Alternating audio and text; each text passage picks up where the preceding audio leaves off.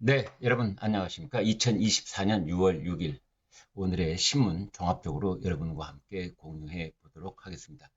첫 번째 신문부터 한번 보겠습니다. 안보 경랑에 휩싸인 한반도. 미국 전략 폭격기 7년 만에 실사격 훈련. 탈북 단체들은 조만간 대북전단 살포. 한미 연합훈련 후에 응징 메시지도 나왔다. 이제 이런 제목을 붙여놨습니다. 저는 이 안보 경랑이라는 말에 부분적으로는 뭐 그럴 수도 있겠다 싶으면서도 저는 또 반대의 의견을 갖고 있습니다. 지금 안보 경랑이 마치 그 윤석열 정부 때문에 이렇게 파고가 높아지고 있는 듯한 느낌을 준다면 저는 반대입니다. 그렇지 않고 지금 사실은 지난 5년 혹은 그 앞에 정권 때 이른바 얼치기 평화주의자들 때문에 대한민국의 안보가 크게 위태로웠으나 이제는 그런 얼치기 평화주의자, 가짜 평화주의자 정권이 물러나고 제대로 된 우리 힘으로 그리고 동맹에 의한 굳건한 안보 체제가 드디어 제자리에 올라서고 있는 측면이라고 저는 이렇게 생각을 합니다.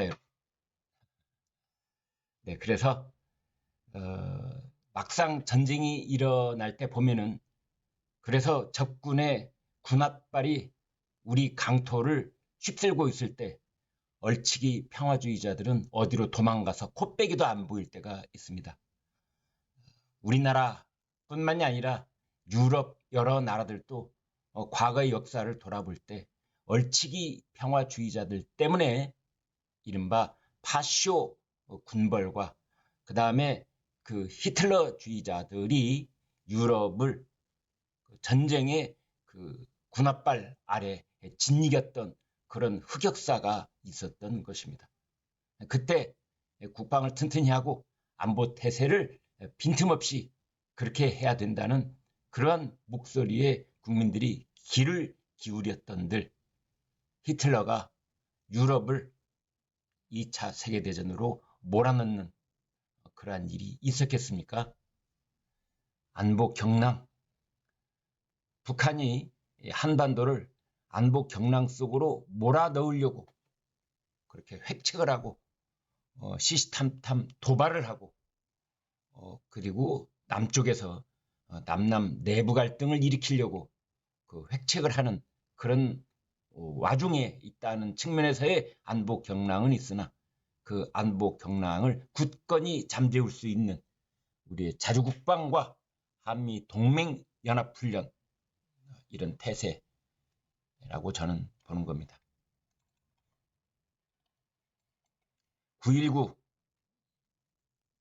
효력 정지 다음 날 6월 5일 날 뜬 B-1B 미국의 전략 폭격기 죽음의 백조 김정은이 가장 두려워한다는 B-1B 7년 만에 실제 폭탄을 투하하는 훈련을 했습니다. 한반도에서 정밀 유도탄, 합동 정밀 유도탄, 직격탄, 모의 표적을 파괴를 했다. 이건요 JDAM이라고 Joint Direct Attack Munition이라고 해서요 아주 그냥 쪽집게로 탁 집어내듯이 폭탄을 투하하고 이거는 유도 장치가 있어서 우리가 원하는 표적을 정확하게 찾아가서 때린다는 점에서 그러니까 광범위한 무저하기의 그 불특정 다수를 표적으로 삼는 게 아니라 정확하게 평양에 우리가 원하는 곳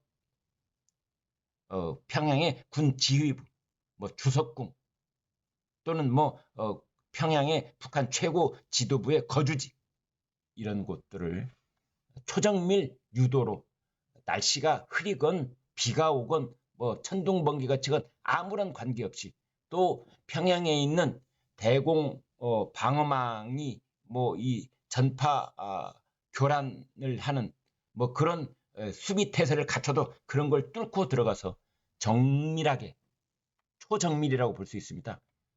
Joint Direct Attack Munition, JDAM. 역시 북한이 가장 두려워하는 그런 폭탄 중에 하나입니다. 우리 군은 북한이 추가 도발 때는 강력 응징하겠다 경고장을 내보냈습니다. 사진 보여드리겠습니다. 지금 이게 죽음의 백조입니다. B1B. 무섭게 생겼죠, 여러분? 네. 이게 적군의 상공에 뜨면 아마 간담이 서늘해질 겁니다. 여기서 지금 떨어지고 있는 것이 바로 JDAM, 합동 정밀 직격 유도탄이라고 볼 수 있습니다. 원하는 장소를 정확하게 핀셋으로 마치 바늘을 가서 꼽듯이 그렇게 폭격할 수 있는, 그리고 이제 그 아래 장면 보시고 있습니다. 괌 미군 기지에서 날아온 죽음의 백조가 이런 폭탄을 떨어뜨렸다, 이렇게 보시면 되겠습니다.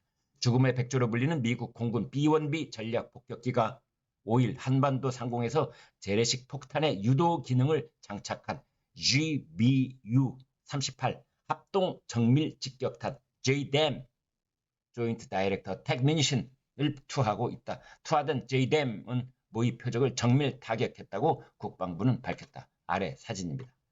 B1B가 한국에서 실무장 폭격 훈련을 한 것은 2017년 이후 7년 만입니다.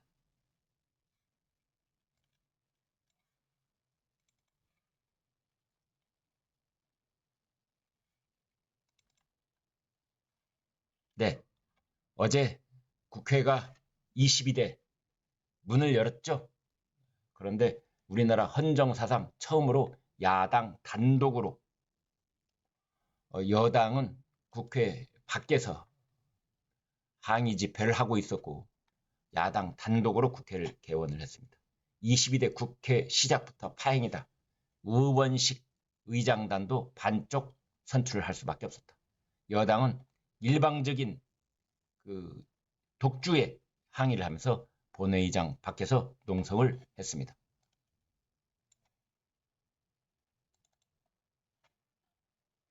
(22대) 국회 반쪽 출발, 반쪽이 국회, 21대가 최악국회, 22대는 최악국회. 사상 첫 야당 단독 개원, 원 구성 협상 결렬, 여당 본회의 보이콧, 야당 192명만 모여서 우원식 의장 선출, 야당 10일 본회의 상임위원장 선출하겠다. 원래는 6월 7일까지가 내일까지가 시한인데요. 이것을 넘겨서 다음 주 월요일 날 하겠다 또 이러고 있습니다. 여당은 국회 로텐드홀에서 야당 규탄 대회를 열었습니다.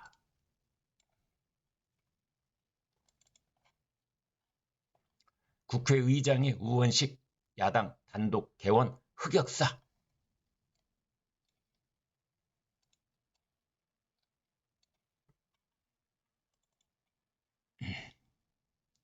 조선일보 일면 톱 보시겠습니다. 76년 대한민국 국회 역사상 이런 장면은 없었다. 1948년 제헌의회, 헌법을 제정한 의회, 이런 뜻이죠.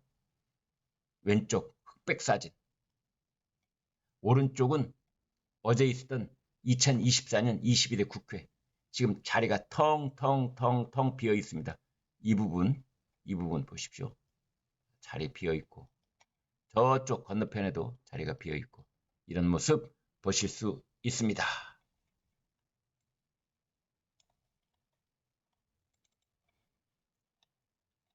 네. 여러분 요즘 이제 밖에 외출하시면 작년하고 올해하고 또는 그 앞에 해들하고 올해하고 아마 깜짝 놀라시는 것들이, 아니 서울 하늘이, 한국 하늘이 이렇게 맑았단 말이야? 북풍의 선물, 16년 만에 가장 맑은 하늘. 차고 건조한 북쪽 공기가 남하하면서 5월 미세먼지가 관측 이래 최저치를 기록했다. 이런 겁니다. 지난달 서울의 미세먼지 농도가 16년 만에 가장 낮은 수치를 기록하는 등 역대 5월 중 공기가 가장 맑았다는 것으로 나타났습니다. 이어 지난달 말부터 차고 건조한 북풍이 한반도로 불어오면서 낮에는 덥지만 아침 저녁으로 선선한 날들이 이어지고 있습니다. 이런 내용인데요. 북한에서 남쪽으로 오물풍선 내려보내는 것도 이 공기가 그걸 풍선을 남쪽으로 내려보낸 건 있지만 그건 별도로 치고 아무튼 정말 오래간만에 맑은 마치 가을 날씨 같은 초여름 가을 하늘을 볼 수 있습니다.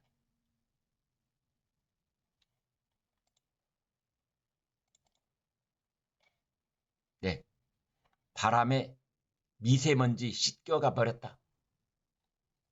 가을 같은 초여름, 북풍 찬 공기에 맑아진 한반도, 북쪽에서 남쪽으로 내려온 그 찬 공기에 한반도가 맑아졌다. 서울 낮 기온 25도 안팎으로 올라가도 습도가 평년보다 떨어져 시원하다. 그러나 이제 이달 중순부터 장마가 시작된다. 오늘 전국에 비 오고 9일까지, 그러니까 일요일까지 이어질 것으로 보입니다.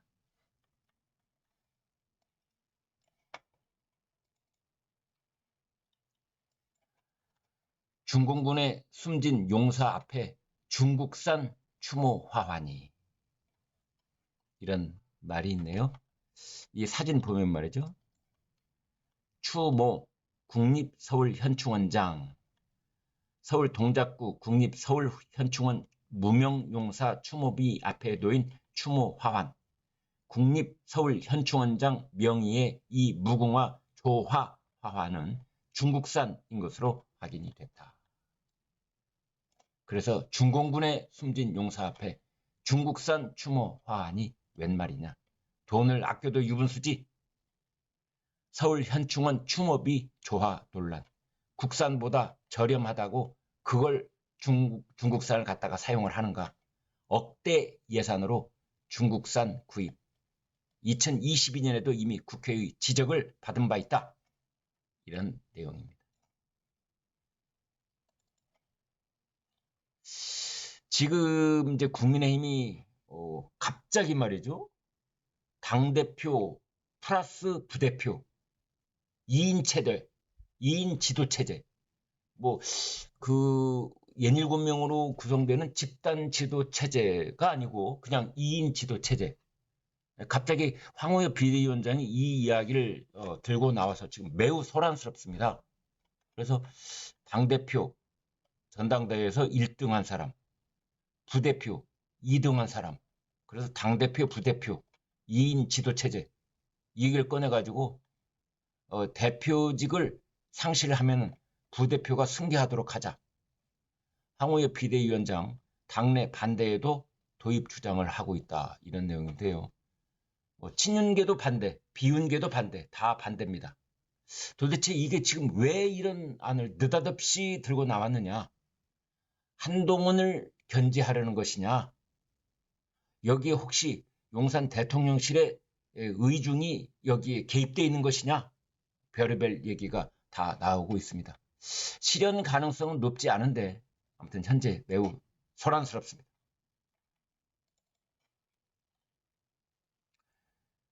경복궁 밑을 350m를 걸어가니 조선왕실 보물창고가 활짝, 이런 제목을 국민일보가 단독으로 국립고궁박물관 수장고를 이제 들어가 봤습니다.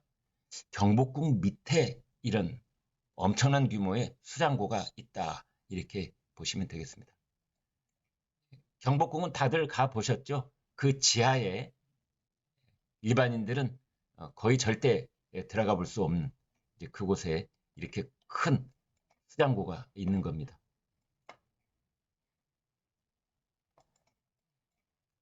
국립고궁박물관 수장고 언론의 첫 공개.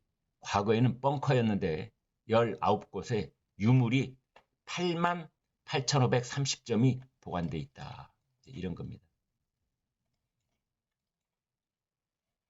국립고궁박물관 정소영 유물과학과장이 수장고 언론 개방 행사에서 경복궁 동쪽 건춘문 쪽 인근에 있는 16개 지하 수장고 중 제11 수장고의 조선 왕실 현판을 꺼내 보이며 현판에 대해 설명하고 있다. 작은 사진은 어보류가 보관된 제10 수장고 전경.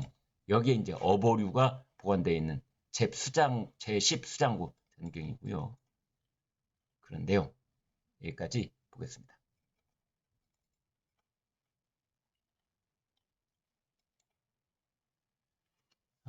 미국의 엔비디아 거기 이제 젠슨 황이라는 사람이 있는데요. 이 젠슨 황의 한마디에 한국과 대만의 증시가 요동친다. 빅테크 입에 요동치는 세계 증시. 이런 얘기입니다. 머스크 칩 구매 발언에도 주가가 요동. 이런 제목인데요. 전 세계 투자자들이 미국 빅테크 거대 정보기술 산업 수장들의 입을 주목하고 있다. 엔비디아와 테슬라 등이 세계 증시를 이끌다시피 하면서 이들의 발언 하나하나가 뉴욕을 넘어 전 세계 증시에 막대한 영향을 미치고 있다. 인공지능 AI 열풍 속에 월드스타급 최고 경영자 CEO들의 움직임이 산업과 증시에 영향을 미치는 것은 피할 수 없는 흐름이다. 이런 내용 보겠습니다. 한 가지 예를 들어보면 말이죠. 삼성전자가 2.79% 상승한 77,400원으로 장을 마감했는데 젠슨 황, 엔비디아 CEO. 젠슨 황은 원래 대만에서 태어난 사람입니다. 그리고 7살 때 이제 일가족이 미국으로 이민을 가서 이제 지금은 미국인이죠. 젠슨 황, 대만 출신입니다.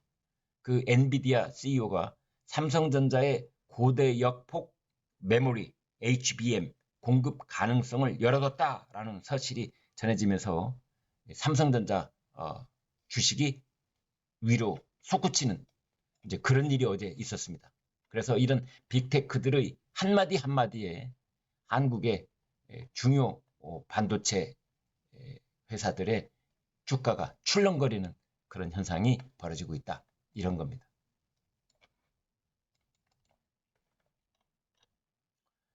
주요 부처 장차관 10명 교체한다. 이르면 이달 말 중폭 개각 실시. 교육, 과기, 복지, 장관 등 대상, 공정위원장, 국세청장도 검토 중이다. 내용 잠시 볼까요? 이종호 과기부 장관, 이정식 고용부 장관, 한화진 환경부 장관 포함되어 있다.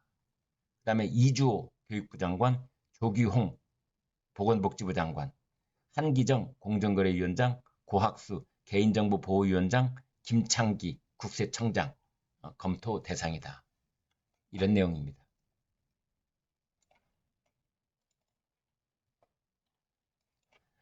우리나라 1인당 국민소득이 사상 처음으로 일본을 추월했습니다. 네, 1인당 국민소득 사상 처음 일본 추월. 한국 지난해 36,194달러 기록. 수년 내 4만 달러 달성이 가능할 것이다. 문재인 정부 때 아닌 박근혜 정부 때 이미 3만 달러를 돌파했었습니다. 그래서 이렇게 큰 희소식이 전해지고 있는데 대통령 지지율은 이만큼 따라가지를 못하고 있어서 참 안타깝습니다. 슈퍼 엔저 현상에 이제 이런 일이 힘입은 크다 이렇게 볼 수가 있겠죠. 1인당 GNI Gross National Income 국민 총소득 36,000달러 일본 첫 추월. 1인당 국민 총소득 GNI Gross National Income 한 나라의 국민이 일정 기간 생산 활동으로 벌어들인 소득의 합계 해외에서 벌어들인 소득도에게 더합니다. 이것을 인구수로 나눈 값, 국민들의 실질적인 생활 수준을 보여줍니다. 작년에 수출이 회복되고 기준이 변경된 것도 여기에는 한 가지 요인으로 작동을 했는데 아무튼 인구 5천만 명 이상 국가 중에 우리나라가 6번째로 잘 사는 나라, 이렇게 볼 수 있겠습니다.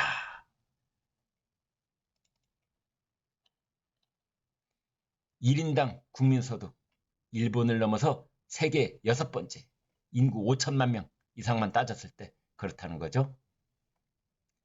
미국, 독일, 영국 등에 우리가 거의 어깨를 나란히 하는 G7 수준으로 올라갔다, 이제 이런 겁니다.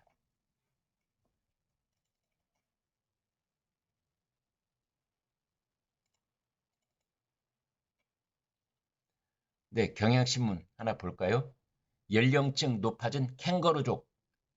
캥거루라는 동물은 이제 새끼를 그 어미의 배 주머니에 넣어서 키우잖아요. 그래서 부모의 품을 떠나지 않고 덜썩 큰 놈들이 이제 부모 밑에서 잠자고 밥 얻어먹고 용돈 타고 이렇게 살아가고 있는 것을 캥거루족이라고 하지 않습니까? 부모 품 못 떠난 30대. 예전에는 20대만 돼도 아유 너 독립해야 되는 거 아니야? 그런데 요즘은 30대가 그렇다는 거죠. 취업난, 주거비 부담 심화 영향. 30살에서 34살, 8년 새 이 캥거루족이 7.2%포인트가 늘었다. 절반 이상이 경제적 독립을 못하고 있다. 니트족 증가 등 빈곤이 악순환되는 현상도 보인다. 이런 얘기가 나오고 있습니다.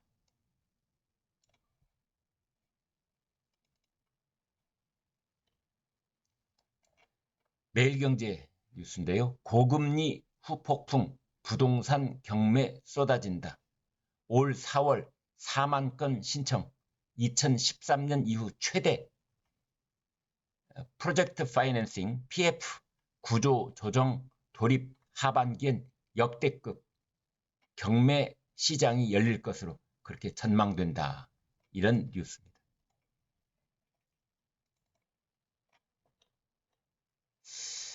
북한이 김일성, 김정일의 통일 교시까지 지워버렸다.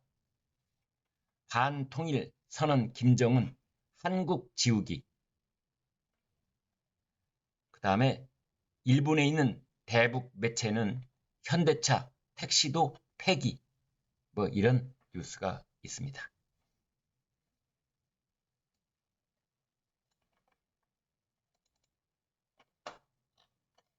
어제 사실은 이것 때문에 시끄러웠죠. 어제 국회가 열렸을 때 이제 임시의장이 사회를 보면서 새로운 국회의장을 뽑지 않습니까? 그래서 이제 관례적으로 그 최다선인 추미애 6선이죠. 추미애 씨가 이제 그 임시 국회의장을 맡았는데 육행시를 그제 밤 늦게 육행시를 지차 뭐 이런 걸 해가지고 이제 논란입니다. 그런데 이 추미애 의원이 내놓은 육행시 그 글자 화두가 탄핵만 답이다. 이런 페이스북 글을 올렸다는 겁니다. 탄핵만 답이다. 윤석열 대통령을 겨냥해서. 그래서 크게 논란이 됐었습니다. 살다 살다 별일 다 보는 그러한 일이 추미애 씨에 의해서 지금 자행되고 있는 겁니다. 긴급 제안 육행시 챌린지 참여해 주세요. 탄성 또 쏟아질 줄 알고 핵폭탄급 발표를 몸소했건만 이제 영일만 그 석유 가스 매장 가능성에 대한 얘기입니다.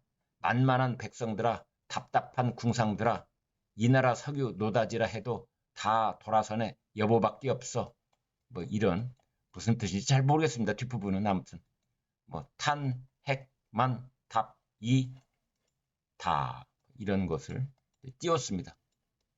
그래서 참 역시 추미애다 그런 비난을 사고 있습니다. 오세훈 서울시장 식사 정치, 이번엔 황우여 비대위원회와 만찬을 했다. 총선 후 여야 정치인 두루 초대, 4일엔 강원 지역 친윤들과 오찬, 각종 현안들의 목소리 내면서 대선 주자 입지 다지기에 나섰다. 이런 기사입니다.